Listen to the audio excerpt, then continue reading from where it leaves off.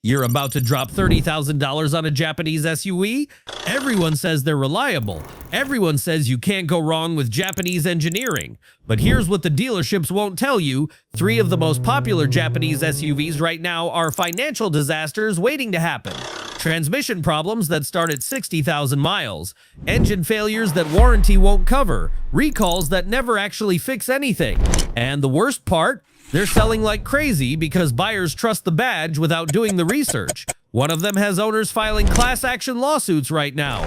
Another burns oil like a 1980s beater that should have been scrapped years ago.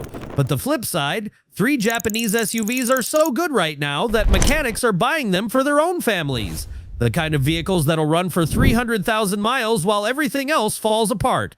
And number 1 on the best list, it's redefining what reliability actually means in 2026. Stay with me because by the end of this video, you'll know exactly which Japanese SUVs to buy and which ones to run from like they're on fire. The 3 worst Japanese SUVs. Number 3 worst, Nissan Rogue. Let's start our countdown with a controversial choice that's going to upset some Nissan fans. But the Nissan Rogue deserves its spot on the worst list. Despite being one of the best-selling SUVs in America, the Rogue represents everything that's wrong with chasing sales numbers instead of building genuinely good vehicles. The Rogue has been redesigned relatively recently, and Nissan has made improvements over the previous generation. But those improvements don't change the fact that this compact crossover is mediocre in almost every measurable category. Let's start with the powertrain, which is the Rogue's most glaring weakness. The 1.5-liter turbocharged 3-cylinder engine produces just 201 horsepower. That might sound adequate on paper, but in the real world, it's underwhelming. The engine uses variable compression technology, which is clever engineering, but the execution leaves much to be desired. The 3-cylinder configuration creates an inherent imbalance that Nissan tries to mask with engine mounts and sound deadening, but you can still feel and hear it. The engine sounds coarse and unrefined compared to the smooth 4-cylinder engines in competitors like the Honda CR-V or Toyota RAV4. Acceleration is adequate but uninspiring, and when you need to pass on the highway or merge into fast traffic, the Rogue feels like it's working hard and complaining about it. The continuously variable transmission is another problem area. Nissan has been using CVTs for years, and while they've improved, they still don't match the responsiveness and durability of traditional automatics. The transmission creates a disconnect between driver input and vehicle response. You press the accelerator, the engine revs up, but the acceleration doesn't match the noise. Interior quality is where the Rogue really disappoints relative to its price point. The cabin uses cheap-feeling plastics throughout, with hard surfaces dominating the dashboard and door panels. The center console feels flimsy, buttons have a hollow click, and the overall ambiance is decidedly budget grade.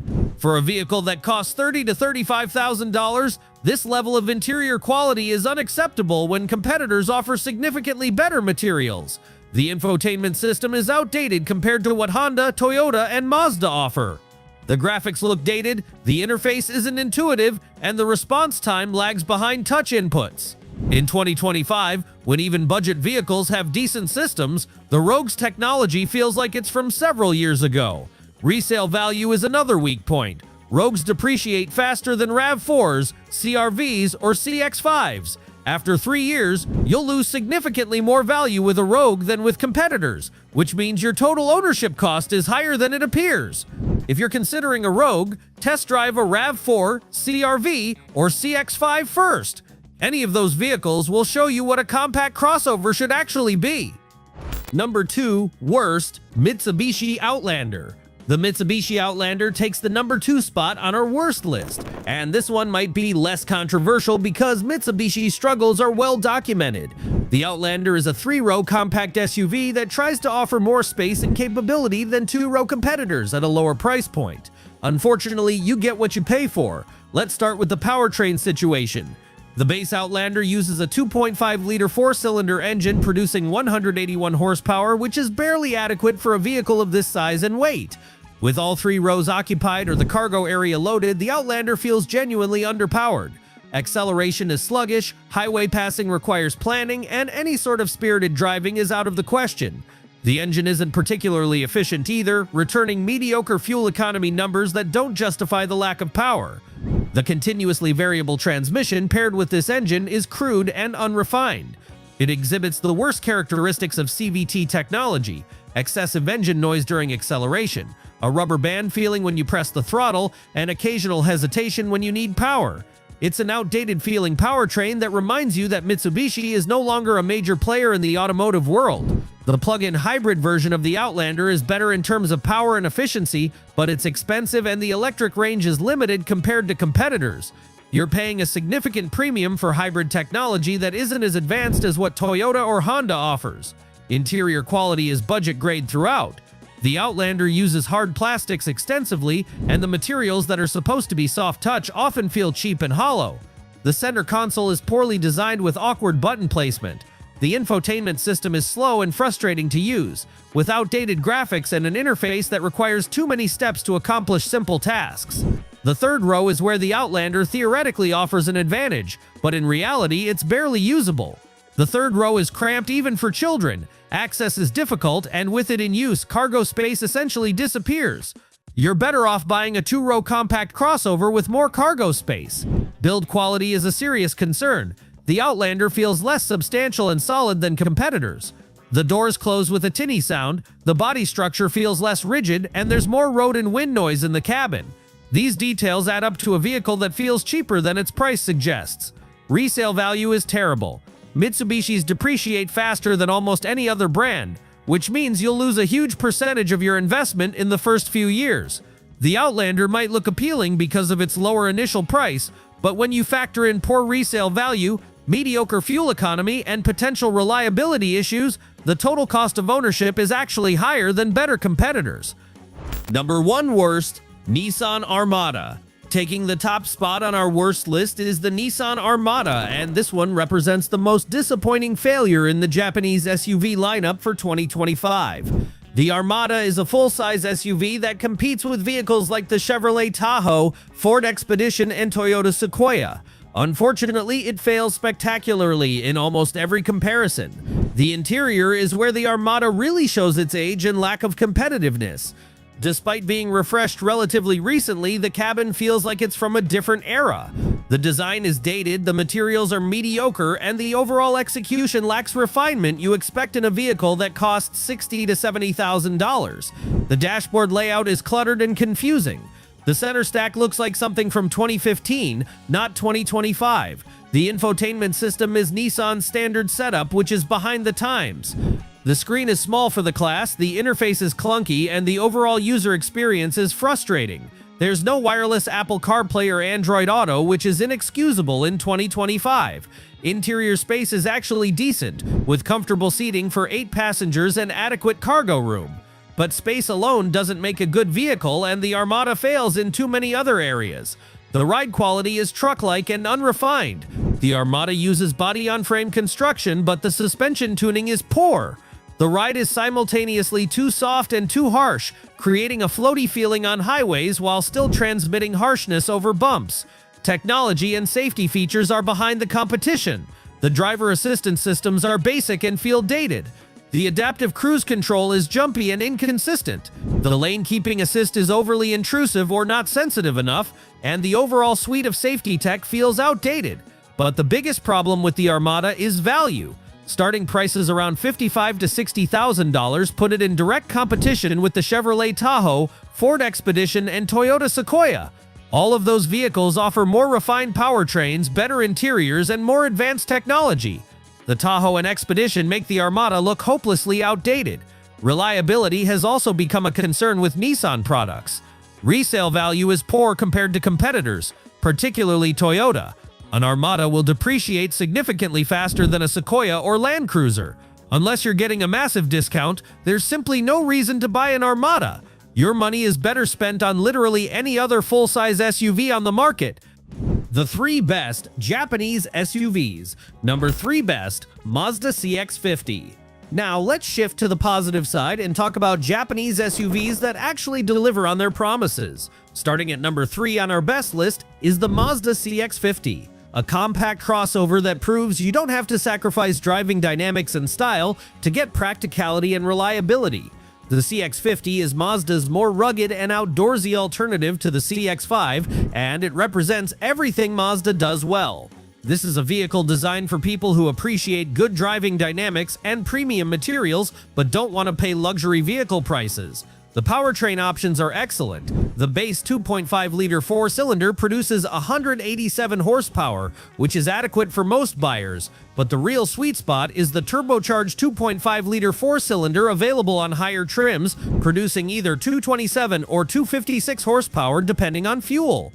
This engine provides genuinely strong acceleration with smooth power delivery. The 6-speed automatic transmission is well-calibrated, responsive, and feels much more connected than the CVTs used by many competitors. The driving experience is where the CX-50 truly shines. Mazda has always prioritized driving dynamics, and the CX-50 continues that tradition. The steering is weighted perfectly, providing actual feedback from the road.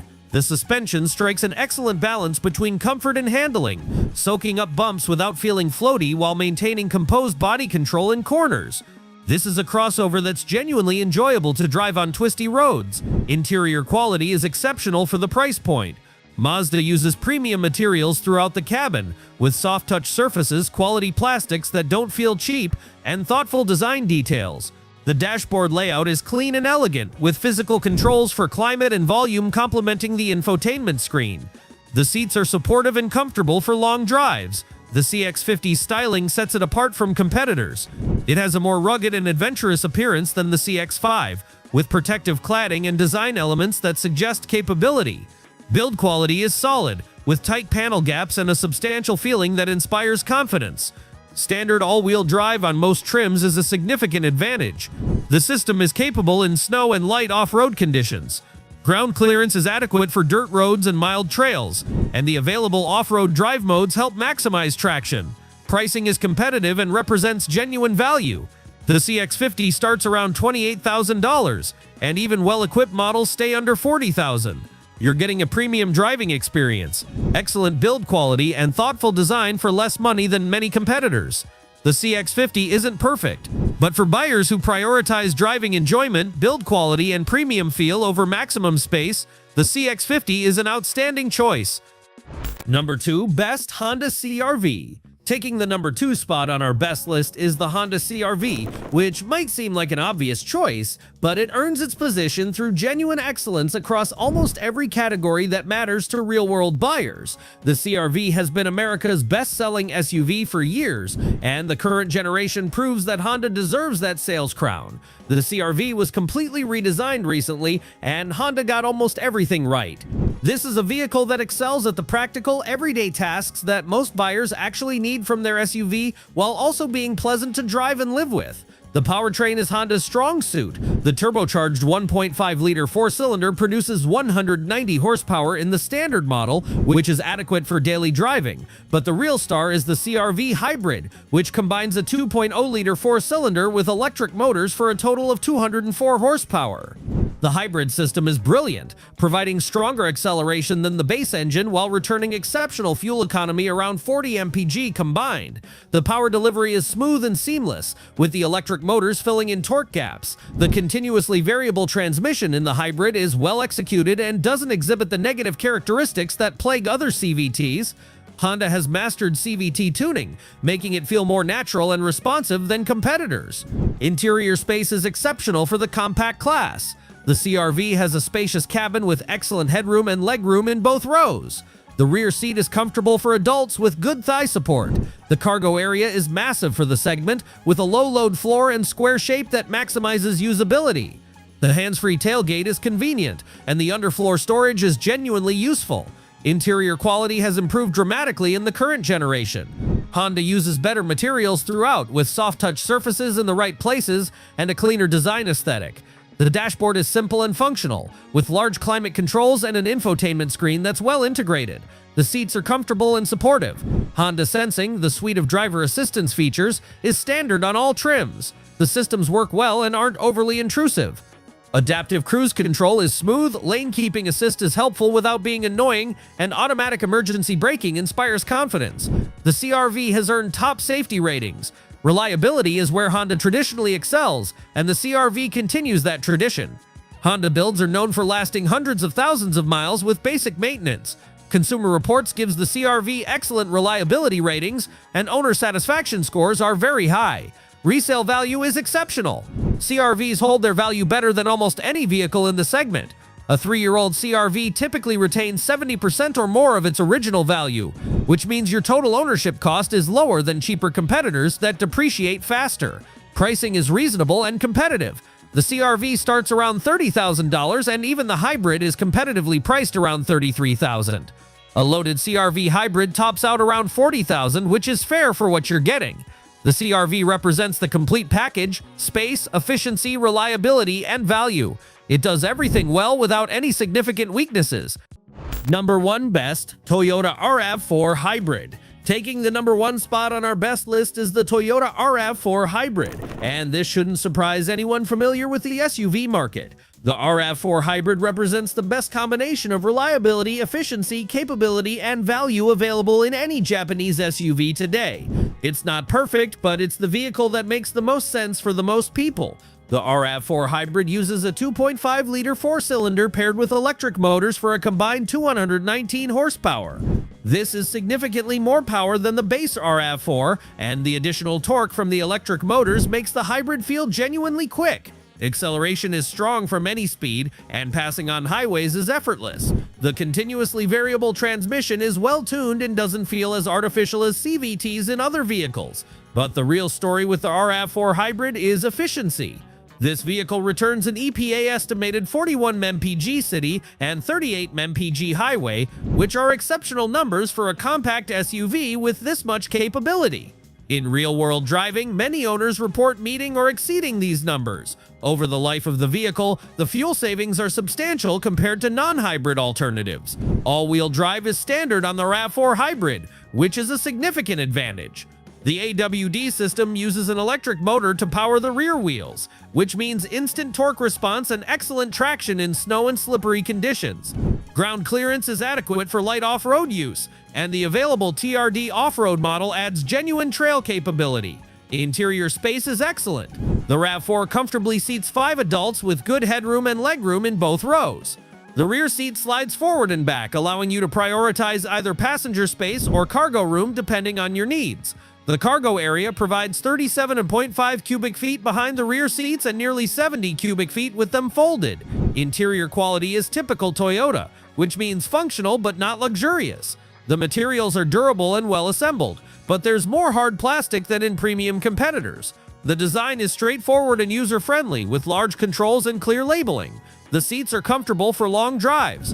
Toyota Safety Sense comes standard on all RAV4 models, including adaptive cruise control, lane departure warning with steering assist, automatic emergency braking with pedestrian detection, and automatic high beams. These systems work well and provide peace of mind. Reliability is Toyota's calling card, and the RAV4 Hybrid delivers. Toyota hybrids have proven track records of reliability, with many Prius and early RAV4 hybrid models exceeding 300,000 miles with minimal issues. The hybrid system is proven and durable, and Toyota's overall build quality inspires confidence. Resale value is exceptional, perhaps the best in the entire SUV market. RAV4 hybrids hold their value remarkably well, often retaining 75% or more of their original value after 3 years. This strong resale value means your total cost of ownership is lower than almost any competitor. The RAV4 Hybrid isn't perfect. The ride quality is firm, the interior materials aren't luxurious, and the driving dynamics aren't as engaging as the Mazda CX-50. But it excels at everything that actually matters for most buyers: reliability, efficiency, space, capability, and value. It's the vehicle that makes the most sense for the most people, which is why it's the #1 best Japanese SUV for 2025. So there you have it, the 3 best and 3 worst Japanese SUVs you can buy in 2025.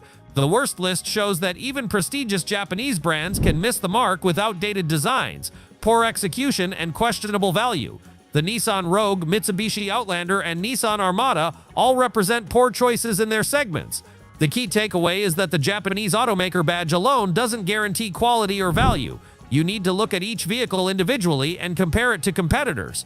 Test drive multiple options, research reliability ratings, and calculate total ownership costs, including fuel and depreciation. If you found this buyer's guide helpful, smash that like button and subscribe for more honest automotive reviews and comparisons. Drop a comment below telling me which Japanese SUV you'd buy, or if you think I got any of these rankings wrong. Share this video with anyone shopping for an SUV this year. Thanks for watching, and I'll see you in the next one.